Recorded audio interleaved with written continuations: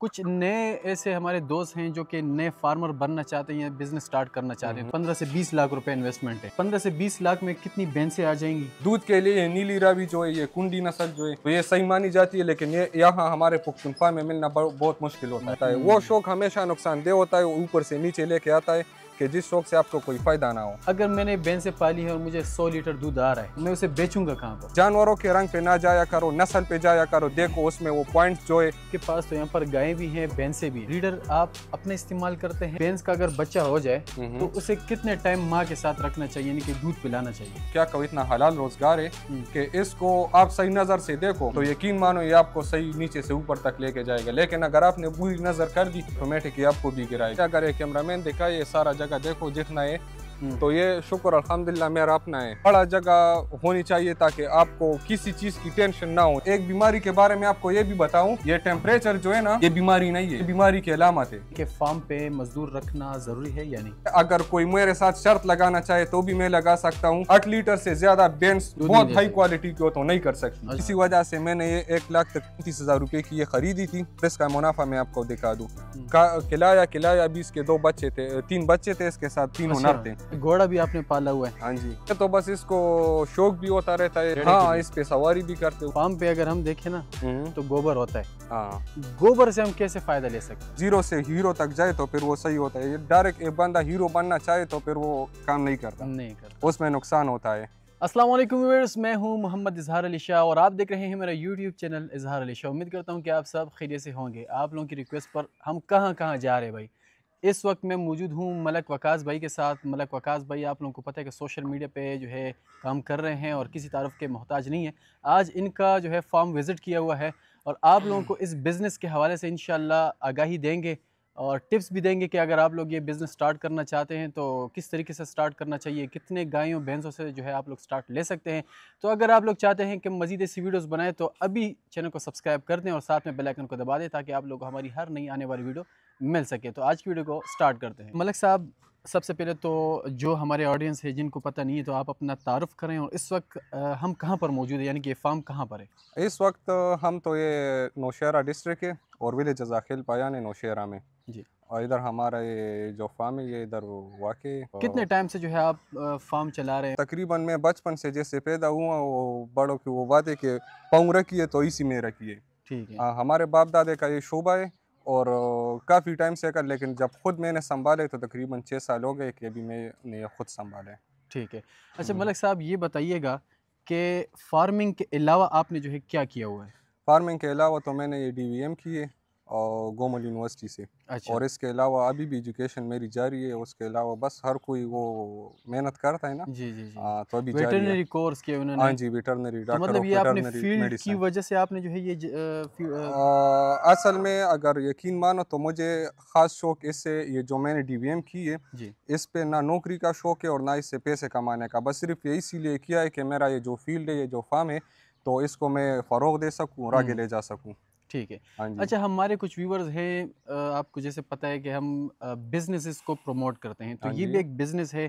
कुछ नए ऐसे हमारे दोस्त हैं जो कि नए फार्मर बनना चाहते हैं या बिजनेस स्टार्ट करना चाहते हैं, तो आप उनको क्या मशवरा देते हैं? कितने जानवरों से स्टार्ट लेना चाहिए? जगह अपनी होनी चाहिए या नहीं? सबसे पहले तो उसका तजुर्बा होना लाजमी है कि या मैं ये फील्ड शुरू कर रहा हूँ तो इसमें मुझे एक्सपर्ट मतलब वो एक्सपर्ट है या नहीं है। ठीक है। और इसके अलावा दूसरी बात तो ये है कि ज़मीन जहाँ पे फार्म बनाना चाहिए वो ज़मीन अपनी होनी चाहिए और इसके अलावा जहाँ से ये घास वगैरह आपाशी की ज़मीन है ना, वो भी अपनी होनी चाहिए। तो फिर बहुत आसान है, बहुत आसान है, यकीन मानो कोई मसला भी नहीं होगा। लेकिन अगर एक शख्स ऐसे घर बैठे बैठे लोगों की वीडियोस देखता रहे और डायरेक्ट आ जाए कि मैं भी फार्म शुरू करता हूँ, इससे मुनाफा, तो मैंने कई लोग ऐसे देखे कि उन्होंने फिर नुकसान किए।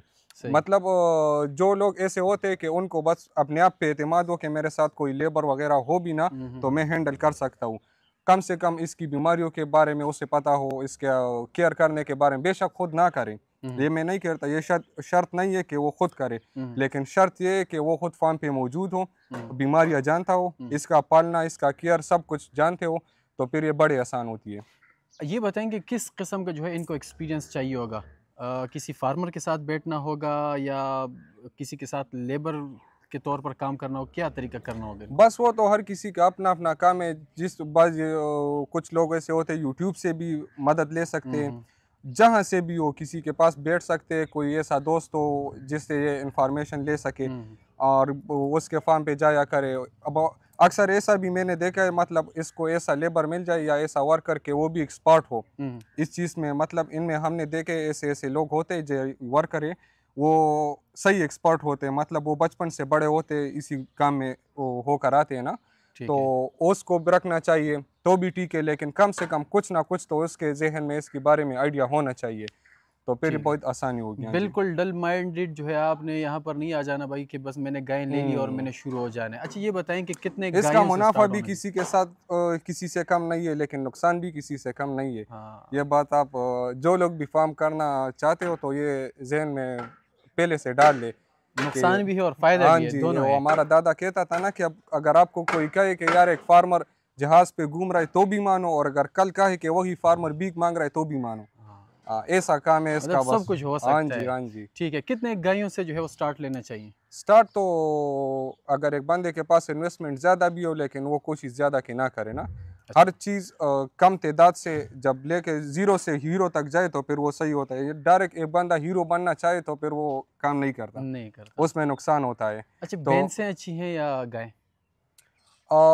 मेरे लिहाज से तो गाय अच्छे है, लेकिन ये दूध का जो आजकल बड़ा मसला चल रहा है ना कि बंदे का मतलब ये गायों का दूध इतना शौक से बिकता नहीं है, पतला होता है। हाँ जी, पतले होती है, तो इसी वजह से हालांकि और इसके अलावा अगर कोई उसको के लिए करना चाहे कि मेरा फार्म बढ़ जाए या बिजनेस, उसको मतलब मुनाफे का कोई सेंस ना हो उसका ना, कहीं और जरिया हो उसका मुनाफे का, सिर्फ शौक से रखता हो तो फिर गाय सही है। ठीक है, हाँ जी। गायों में फिर कौन सी नस्ल? गायों में तो हर नस्ल अच्छी है, बस नस्ल अच्छा एक पॉइंट ये रह गई कि इसमें नस्ल की पहचान बहुत बड़ी ज़रूरत है। हमारे लोग जो ये फ्रीजन गाय का ये जो ब्लैक और वाइट ये जो चापा है ना, तो इस पे बस चले जाते हैं। आजकल यकीन मानो ये चापा ये जो है ना इतना ज़्यादा होता है कि देसी जो गाय है हमारे उस पे भी ये आ जाता है फ्रीजन वाली, सही बात, ब्लैक एंड वाइट। तो ये हमारे लोग बस कहते हैं कि ये फार्म वाली गाय, ये फार्म वाली, बाज लोग ये टैग देखते हैं कि बस ये फार्म से निकली है, ये सब कुछ झूठ है।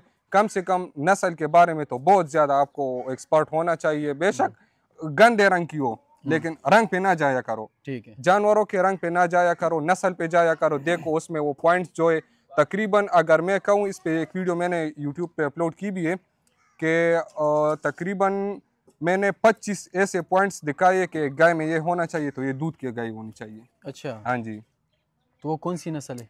वो फ्रीजन में मैंने कही थी, हाँ जी। लेकिन आजकल ये हमारा जो ये पेशावर और नौशहरा ये यहाँ जो ऐसे इलाके स्वाद के अलावा वो तो सर्द होती है ना, वहाँ ये वो कर जाती है, सरवाइव कर जाती है ये गाय, बहुत जो सही क्वालिटी की गाय हो। इधर जो है ये क्रॉस वगैरह थोड़ी क्रॉस टच हो तो सही है, नहीं हो तो ये फिर बहुत बड़ा मसला बनता है गर्मियों में, इतनी खास सर्वाइव नहीं करती। हाँ, इन्वायरमेंट की बहुत बड़ी इसको ज़रूरत होती है। सही। अच्छा, एक गाय से दिन में कितने लीटर दूध आता है?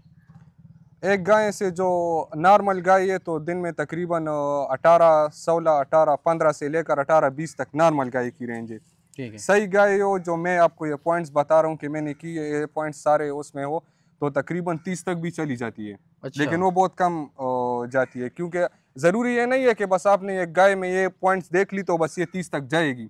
इसको एनवायरनमेंट का भी इस पे बड़ा असर पड़ता है, इसके खुराक का भी इस पे बड़ा असर पड़ता है। ये ना हो तो बेशक आप बड़ी 40 लीटर वाली गाय ले लो और अगर एनवायरनमेंट उसको ना दिया कर और उसके खुराक वगैरह का ख्याल ना किया करे तो वो ऑटोमेटिक 10 तक आ जाएगी। सही। अच्छा, बातें तो होती रहेंगी, साथ साथ में आप लोगों को जो है हम फार्म भी दिखाते हैं और मलक साहब से जो है डिटेल में इंशाल्लाह और भी गुफ्तगू करेंगे इंशाल्लाह। अच्छा मलक साहब ये बताएं कि आपके पास तो यहाँ पर गायें भी हैं, भैंसें भी हैं, हाँ, ब्रीडर आप अपने इस्तेमाल करते हैं या सीमन? अच्छा, ये भी एक बात है फार्म पे, मतलब हमारा तो मेरा तो अपना ये मिशन है कि इंशाल्लाह मैं ऐसा फार्म बनाने को मेरा वो माइंड में, हर किसी का अपना सेटअप होता है ना, जब बिजनेस कोई भी शुरू करते हैं तो वो एक माइंड बनाता है कि ये कहाँ से कहाँ तक लेके जाए। तो मेरा अपना ये माइंड सेटअप बना हुआ है कि ऐसा फार्म में इंशाल्लाह बनाऊंगा। अभी से मैंने मेहनत जारी की है कि उसके पूरा KPK में बाय नेम माना जाए कि यार मलिक वकास की या मलिक साहब की ये फार्म है तो उसमें सही गाय है। सही। तो इसमें बड़ा किरदार ब्रीडर का है। अच्छा। बेशक आपके साथ गाय हो या भैंस हो, भैंसों में भी नस्लें पाई जाती है ना, बिल्कुल, गाय हो भैंस हो जो चीज़ भी हो, बेशक वो लो क्वालिटी की हो, लेकिन ये ब्रीडर तो ये तो हर किसी के बस में होता है। सही क्वालिटी का ब्रीडर लो, ऑटोमेटिक एक दफ़ा उसके साथ क्रॉस किया, उसकी बच्ची ऑटोमेटिक माँ से 40% नस्ल में सही जाएगी। अच्छा। हाँ जी। अब उसकी बच्ची को आपने सही सीमन करवाई या सही ब्रीडर से क्रॉस करवाए, तकरीबन 3 नस्लें जब तब्दील हो जाए ऑटोमेटिक आपके साथ ये हाई लेवल वाले बच्चे या प्योर आ हाँ जाते जी हाँ जी आ क्या जाएंगे। बात। तो ये बाल और ब्रीडर लेना भी ऐसा नहीं है कि बस आपने सिर्फ कद कामत और नस्ल देख ली, उसके पीछे रिकॉर्ड देखना चाहिए कि ये किस माँ से निकला है, इसका बाप कौन था, इसका पीछे नस्ल सही। कौन सा था। हाँ जी। अच्छा, अभी आपके पास फ्रीजन गाय भी है और जर्सी भी है, हाँ जी। और ये बताएं ये ब्रीडर है आपका? हाँ जी, ये हमारा ब्रीडर है। ये कौन सी नस्ल है? ये डच रशियन नस्ल है।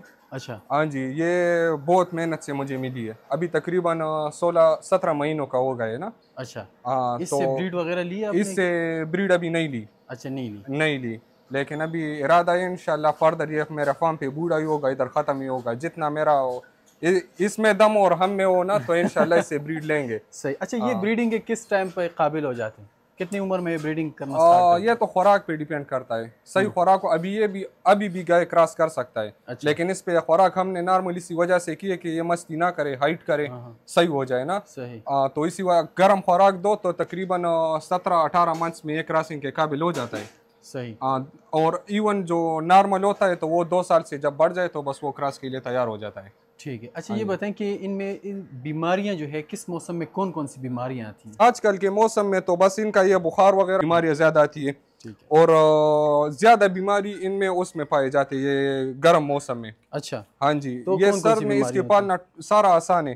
तो इसमें ज्यादा वो बीमारियां ये जिसको हमें प्लाज्मा ये पश्तो मुंह जेड़े कहते हैं, क्या कहते बिल्कुल हैं, बिल्कुल। हाँ जी, वो आ जाता है। और बाकी है इसमें ये हाजमे का ज्यादा बीमार आ इसका आ कैसे जाती इलाज है। करते हैं फिर आप? उनके तो हम अलामत देखते हैं ना, जब वो मिसाल के तौर पर एक जानवर है, आपको उसको हेपेटाइटिस उसे कहते हैं, हेपेटाइटिस हो जाए, ABC इसमें किस्म होते हैं, तो ये सारा जानवर जो है जर्द होना शुरू हो जाता है। तो इसके साथ साथ ये फीवर ज्यादा होती है, इसके टेम्परेचर ज्यादा होती है। अच्छा, एक बीमारी के बारे में आपको ये भी बताऊं कि ये टेम्परेचर जो है ना, ये बीमारी नहीं है। अच्छा। ये बीमारी की अलामत है। ये बीमारी की अलामत है खुद ये टेम्परेचर जब जानवर को, तो आप ऑटोमेटिक ये समझ ले कि इस जानवर को कुछ ना कुछ है, इसी वजह से इसकी टेम्परेचर है।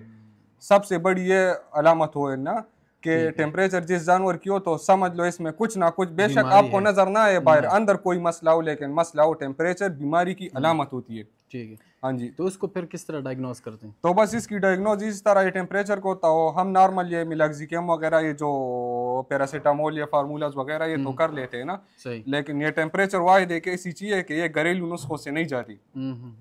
इसको लाजिम इंजेक्शन या जो हम इंसानों की ये टेबलेट्स है ये भी जानवरों में काम करती है, लेकिन डोज थोड़ी बढ़ानी पड़ती है ना। मतलब नॉर्मल गाय है उसको तकरीबन ये पेनाडाल पैरासीटामोल जो फार्मूला मैं आपको बताता हूँ टेम्परेचर के लिए, कम से कम ये 8-10 गोलियां तो होनी चाहिए। अच्छा, मैंने आपकी एक वीडियो में देखा था कि आप एक गाय को जो है वो कुछ गोलियां और कुछ मिर्चें वगैरह वो खिला रहे होते हैं। तो वो किस लिए होती है? वो तो इसलिए ये मेन जो मसला है हमारे, अच्छा ये जो मिस्टाइटिस जिसको हम कहते हैं साड़ू पश्तो में, जिसके तन खराब हो जाते हैं, तो ये सर्दी में भी आते हैं और गर्मी में भी आती है। ये बहुत बड़ा मसला है हमारे आजकल के फार्मरों का, और ये इतना मुहलिक और ख़तरनाक बीमारी है। आज आप इसका चुवाई सही कर लोगे, रात को बस सुबह दूसरी चुवाई के दर को देखोगे तो इसका सारे तन खराब हो जाएंगे, हुए होते हैं ना। तो ये हर एक गाय की हो जाती है या मतलब जो ताज़ा सुई हुई होती है? नहीं नहीं, इसकी कोई एज लिमिट है। ये ऐसी गायों पे आ जाती है, मतलब जो ना गबन हो, बछड़ियों पे भी आ जाती है। अच्छा। हमने खुद देखे हमारे साथ, ये देखो ये बछड़ी है, इसकी तकरीबन 2 महीने पहले इसकी हुई थी। अच्छा। ये जो हैवान है ना, ये एक साइड पे इस तरह फूल गया वो था। हाँ जी। तो ये बहुत महलिक बीमारी है, और इसका फिर हम ये मिर्च और ये लाल मिर्च और ये घी वगैरह ये सब कुछ मिला के देसी नुस्खे से ये काम चल जाता है। लेकिन ये वो जो है ना टेम्परेचर, इसको खामखा आपने या इंजेक्शन लगाना होता है या गोलियां। मतलब इनके कहने का ये कि जब भी किसी जानवर को टेम्परेचर हो तो ये उसका अंदेशा होता है या खदशा होता है कि यार इस जानवर में कोई ना कोई बीमारी है और इसका इलाज आपने टेम्परेचर अलामत है बीमारी, अलामत है। ठीक है। अच्छा, ये बताएं कि भैंस आपके पास कितनी है? भैंस तो तकरीबन मेरे साथ ये 8-10 है। ठीक है। बाकी शौक मेरा अपना जो अभी भी आपको बताया तो मेरा शौक उसका है, गायों का है। गायों का है। हाँ जी। अच्छा, भैंसे जो है आपने मतलब प्योरली ये बिजनेस के लिए रखी हुई है? ये मैंने सिर्फ इससे मुझे ना इसका नस्ल का मैं शौक करता हूँ और ना इसको बढ़ाने का मैं वैसे शौक इसके करता अब आपको पता है कि कौन सी नस्ल इसमें अच्छी होती है और इस वक्त आपके पास कौन सी नस्ल है भैंसों में? हूँ। यार मेरे साथ तो अभी ये क्रॉस है, प्योर नस्ल नहीं है। ठीक है, मतलब दूध के लिए और ना? दूध के लिए ये नीली रावी जो है, ये कुंडी नस्ल जो है, तो ये सही मानी जाती है, लेकिन ये यहाँ हमारे पुख्तनख्वा में मिलना बहुत मुश्किल होता मुश्किल है। होता हाँ, एक्सपेंसिव भी होती है। उस बंदे को चाहिए होते हैं जो नस्ल का शौक करे। अभी मेरा गायों का है, मैंने आपको बताया ना, जी बिल्कुल। तो इसका मैं सही नस्ल की जांच पड़ताल करके फिर खरीदता हूँ। ठीक और ये भैंस से जो है, बस ये हमें ऐसी भैंस चाहिए कि जो दूध ज्यादा दूध करे। ज्यादा हाँ करें। जी, सही। तो बस अच्छा हाँ। ये बताएं, एक नया बंदा है और उसके पास 15 से 20 लाख रुपए इन्वेस्टमेंट है, हाँ जी। तो 15 से 20 लाख में कितनी भैंसें आ जाएंगी और कितना दूध देगी वो सारी ज़रा तफसीली आप अगर बता ये दें। दूध तो मैंने आपको बताया, ये तो किस्मत की बात है। अच्छा। हाँ, आपके साथ करेगी, मेरे साथ नहीं करेगी, लेकिन ये जो मैंने आपको पहले बताया कि नस्ल की पहचान ज़रूरी है, तो नस्ल की पहचान जब एक बंदा कर ले, सही नस्ल पहचाने, तो वो ऑटोमेटिक, मतलब नस्ल उसमें सारे पॉइंट्स उसने पूरे देख लिए, तो ऑटोमेटिक अगर वो ना भी करे तो ये 4 लीटर एक टाइम का तो वो कर सकती है भैंस। अच्छा, ये हमारे जो ऐसे लोग हैं जो ये इंटरनेट पे या फेसबुक वगैरह पे ये भैंस से बेचती है, तो ये अगर कोई मेरे साथ शर्त लगाना चाहे तो भी मैं लगा सकता हूँ कि भैंस बहुत बड़ी नस्ल की हो, बहुत आला नस्ल की हो, तो वो एक टाइम की 7 मतलब लीटर, 8 लीटर तक तकरीबन 8 लीटर से ज्यादा भैंस बहुत हाई क्वालिटी की हो तो नहीं कर सकती। अच्छा। दोनों टाइम की 15 लीटर। ये वैसे गपशप है, अगर एक कहे कि यार मेरा भैंस ये करती है और इतना इतना, ये गायों का माना करो 40 लीटर तक भी माना करो, बिल्कुल। लेकिन गाय बहुत अलग किस्म की गाय भी हो तो वो 14 लीटर से 15 लीटर से बढ़कर नहीं कर सकती। अच्छा भैंस, सॉरी। हाँ जी। गाय में मतलब अब हमने ये सुना है कि जो जर्सी होती है, हाँ जी। उसकी जो दूध है वो भैंसों से थोड़ी मतलब वो टक्कर मारती है, तो क्या ये दुरुस्त है? जर्सी की? जर्सी की? हाँ जी, ये दुरुस्त है। अच्छा। टक्कर नहीं मारती, लेकिन अगर अपने आप गाढ़ा के होता दरमियान है में मुकाबला करे फ्रीजन की और जर्सी की, तो जर्सी की जो है तो ये थोड़ा गाढ़ा। फिर इसमें ये साहिवाल वाली गाय जो होती है, ये हमारी पाकिस्तान की वो है ना, साहिवाल की ब्रीड है, ठीक है। तो ये साहिवाल फिर बेशक टक्कर मार सकती है। ऐसी ऐसी गाय मैंने देखी है कि भैंस से गाढ़ा वो दूध उसका होता है। अच्छा। हाँ जी। अच्छा ये बताएं कि अभी मैं देख रहा हूँ कि आपके पास बच्चे भी हैं, हाँ।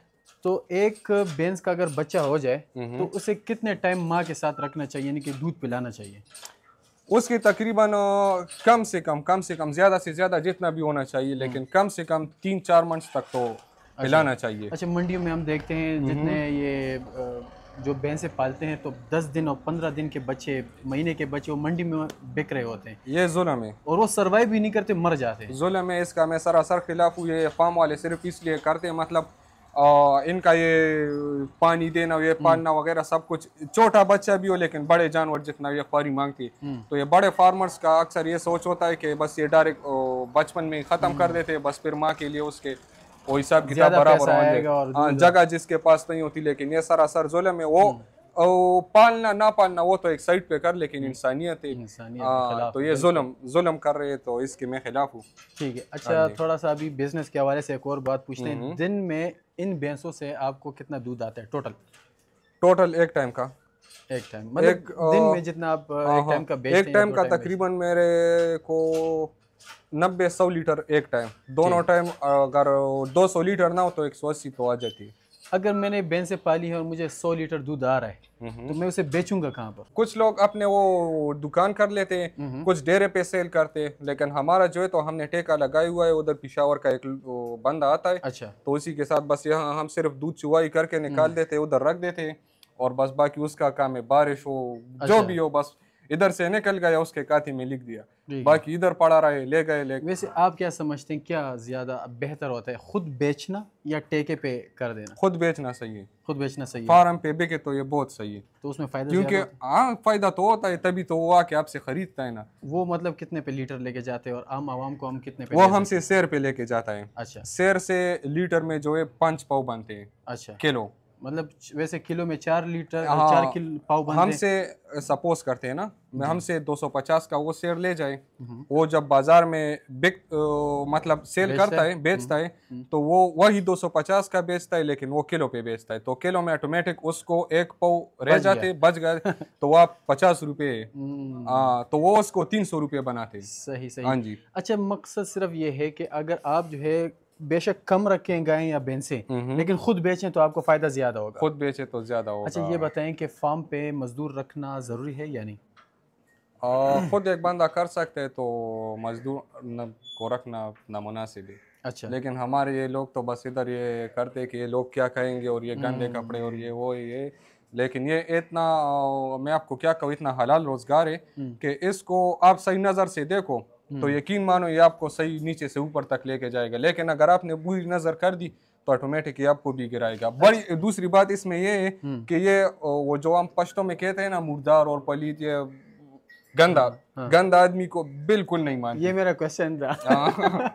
अच्छा, तो ऐसा आदमी को बिल्कुल नहीं मानता। बेशक किसी के माथे पे तो नहीं लिखा होता कि यार ये आदमी ऐसा है, लेकिन आपको जितना पता होता है कि यार अपने आप इसके के बारे में। किरदार ठीक नहीं है, तो उसको बेशक फार्म के अंदर आना भी नहीं चाहिए, क्योंकि ये बहुत रोजगार करना तो दूर की बात है, वो नहीं कर सकता फिर। हाँ जी। तो मलिक साहब ये बताएं कि आपने तो खुद डीवीएम किए हुए हैं, अगर एक बंदा जो आम बंदा है वो फार्म करता है, तो उसके लिए फार्म पर अगर उसके पास बेशक 2-3 भैंसें हैं तो डॉक्टर रखना ज़रूरी है?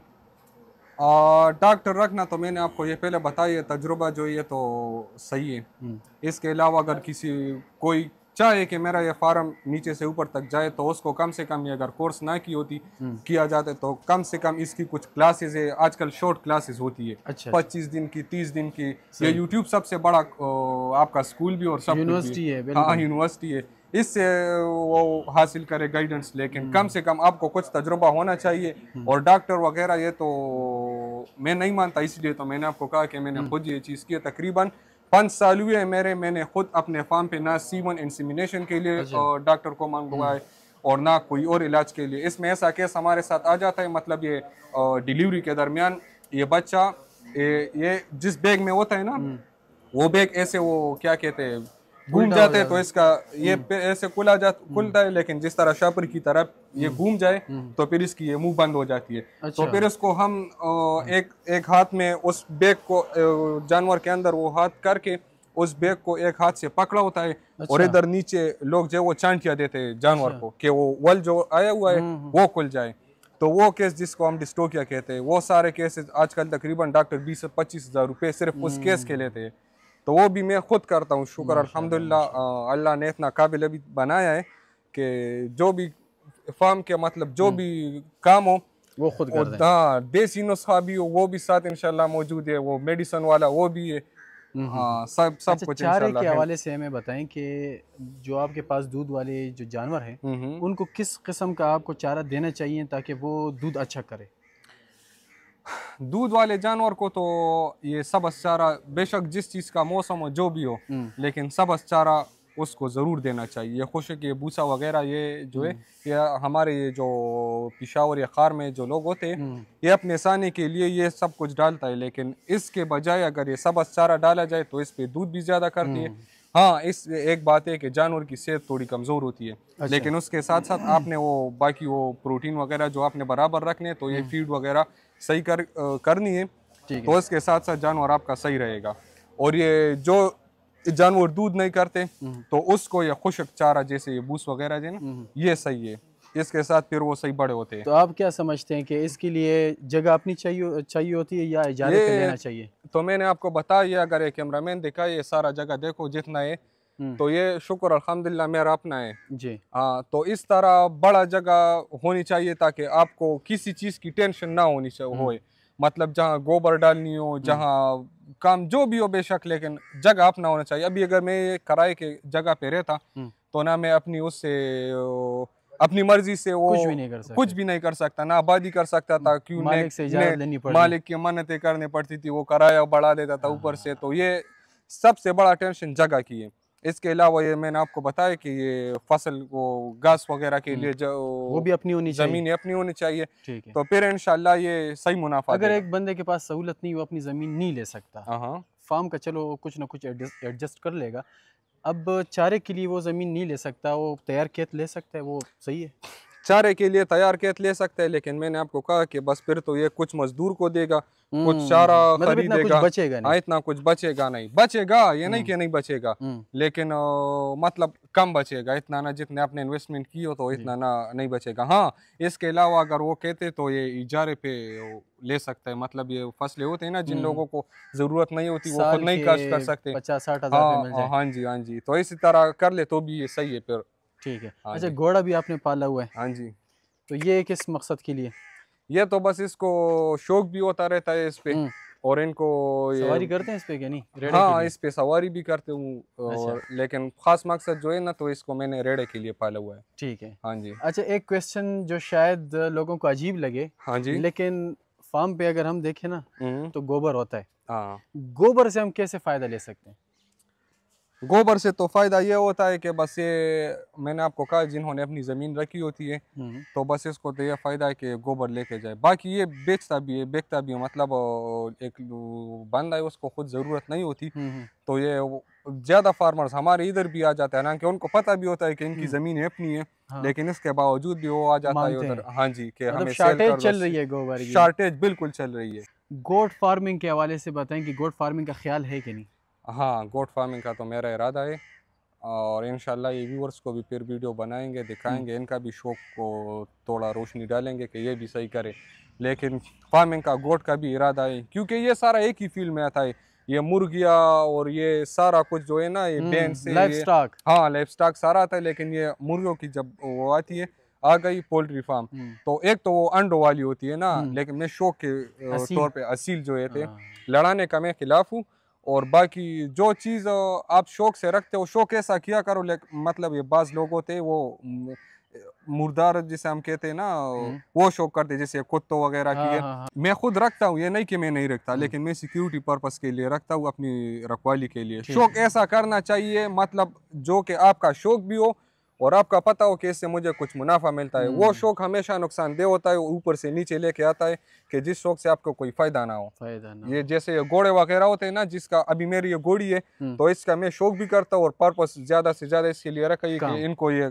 काम चारा वगैरह हम्म, लेके आए। सही। अगर एक बंदा इसको रेस के लिए तैयार करे तो यकीन मानो एक घोड़ी दिन की 4,000 रुपये वो सिर्फ अच्छा, वो फीड वगैरह की है, खाती है, चारे के अलावा खर्चा है। खाती है, खर्चा है। हम्म, तो आप साल का फिर वो करो ना एस्टीमेट लगाओ, तो मतलब फिर ये इसका सरासर तावान है। मकसद सिर्फ ये है, इनका अब थोड़ा सा मैं बता दूं हम्म, कि शौक करें हलाल चीज़ की ज़्यादा करें, क्योंकि कम अज़ कम हाँ देखें जानवर है, सांस है, अगर बीमारी आती भी ना तो आप चूरी पैर सकते हैं, आपको उससे ज़्यादा नुकसान जो है वो फील नहीं होगा। हाँ। लेकिन अगर आप हराम चीज़ों के ऐसे शौक करते हैं इसका कोई फ़ायदा ही नहीं हो हमारी शरीयत में, और शौक भी करें तो मतलब इतना कुछ इसमें नहीं इसी होता। इसी हवाले पे मेरे साथ खुद अपना मेरा वाक़या हुआ था, तकरीबन इधर वो बकरी घूम रही है, ये मैंने क्यों ख़रीदी थी आपने वो पॉइंट नहीं लाई, एक तो मेरा शौक अच्छा, था, बकरी भी है इसके इनके साथ पास? ये बकरी के साथ वो लाएंगे वीडियो पे, वो नीचे घूम रही है। ठीक है। तो मैंने ये इसलिए ख़रीदी, एक दफ़ा मैंने जर्मन शेफर्ड वो कुत्ती ख़रीदी तकरीबन 1,20,000 रुपये की, अच्छा, छोटी वो बच्ची फीमेल। तकरीबन, हाँ 2 माह की थी।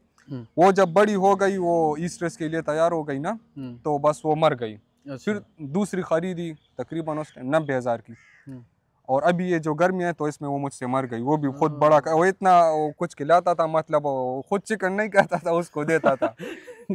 यकीन मानो, खर्चे थे। जैसे वो इधर मर गई तो फिर ऐसे बैठा था, अभी तकरीबन दिन को ये मर गई, असर का टाइम था, तो सोच रहा था कि अभी दूसरा, तो फिर ऑटोमेटिक ये जहन में आया कि इसके बजाय अगर मैं एक बकरी को पाल दूं तो कम से कम यह भी मरी तो इसके साथ हम चूरी पैर तो खुद तो खा लेते, खा वो लेते। दिल तो ठंडा हो जाता ना। सही तो इसी बात है। वजह से मैंने ये 1,35,000 रुपये की ये खरीदी थी, और इसका मुनाफा मैं आपको दिखा दूँ। हम्म, खिलाया खिलाया, अभी इसके 2 बच्चे थे, 3 बच्चे थे इसके साथ, तीनों अच्छा, नर थे। अच्छा, माशाल्लाह, एक बच्चा 45,000 का बेचा, जबरदस्त, दूसरा बच्चा 45,000 का बेचा, और 3 माह तकरीबन इसका मैंने रखवाली की है, 3 माह के अंदर। और ये तीसरा बच्चा जो है अभी 50,000 इसके मिल रहे, लेकिन नहीं देता, ये अपने शौक के लिए रखा है। और ये माँ जो है अभी दोबारा क्रॉस हुई है। क्या तो आप खुद बात है। सोच लो, ये हलाल और हराम की आपको मैं सिर्फ वो डिफरेंस दिखाता ये हूँ। बहुत बड़ी बात इन्होंने की है। अब मेरे ख्याल में एक बकरी से आपको जो है गोट फार्मिंग का ख्याल आ गया, हाँ, अब सोचा था फार्मिंग करनी इंशाल्लाह है। शुरू करूंगा। ज़बरदस्त। देखें, आप लोगों के लिए भी एक मोटिवेशन है हमारी वीडियो से इंशाल्लाह। कुछ हमारे जो व्यूवर्स हैं मैसेज आते हैं, कहते हैं कि हमें इन जानवरों से कोई काम नहीं है, आप लोगों की वीडियोस देख के हमें शौक आता है, फिर वो स्टार्ट कर लेते हैं। तो आप लोगों की से भी ये रिक्वेस्ट है कि हलाल शौक को प्रमोट करें, ठीक है। हर चीज़ करना हो शौक से करो। हम्म, हाँ, जिस चीज़ के लिए आपका शौक नहीं हो, बेशक वो जो भी काम हो, जो भी बिजनेस हो, मैं नहीं कहता कि बस सिर्फ ये जानवरों वाला बिजनेस सही है बाकी सारे बिजनेस खराब है। जी, जो बिजनेस भी हो, आपको इस पे एक्सपर्टीज ज़्यादा हो, एक्सपर्ट हो, दिल से और करो। दिल से करो। बस आप कह रहे हो कि हाँ ये मेरा जुनून शौक है, तो इंशाल्लाह अल्लाह नीचे से ऊपर लेके जाएगा। बिल्कुल, बिल्कुल। बस कुछ ऐसे क्वेश्चन जो हमसे रह गए हों तो उसके लिए माज़रत, क्योंकि अगर हम पूरा दिन भी बातें करने बैठ जाए ना,